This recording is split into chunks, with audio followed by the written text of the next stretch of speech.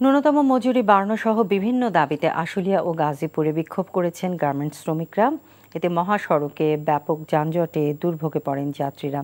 উদ্ভূত পরিস্থিতিতে মালিকপক্ষ অনির্দিষ্টকালের জন্য বন্ধ করে দিয়েছে আরও কয়েকটি কারখানা। এ নিয়ে অর্ধশতাধিক কারখানা বন্ধ করা হলো। বকেয়া বেতন পরিশোধ, ন্যূনতম মজুরি বাড়ানোর দাবি সহ বিভিন্ন দাবিতে সকাল থেকেই অশান্ত হয়ে ওঠে শিল্পাঞ্চল আশুলিয়া। 2 মাসের বকেয়া বেতনের দাবিতে নরসিংহপুর এলাকায় জেনারেশন নেক্সট গার্মেন্টসের শ্রমিকরা সড়ক অবরোধ করে বিক্ষোভ করেন। পরে সেনা ও পুলিশ সদস্যরা ক্ষুব্ধ শ্রমিকদের সরিয়ে দেন।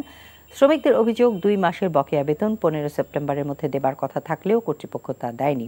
উদ্ভূত পরিস্থিতিতে জিরাবো, নরসিংহপুর, জামগড়া এলাকায় বৃহৎ কয়েকটি পোশাক কারখানায় ফের অনির্দিষ্টকালের জন্য বন্ধ ঘোষণা করা হয়। এ নিয়ে অর্ধশতাধিক কারখানা বন্ধ ঘোষণা করা হলো।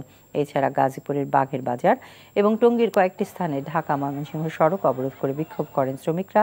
যানজটে চরম ভোগান্তিতে পড়েন যাত্রীরা।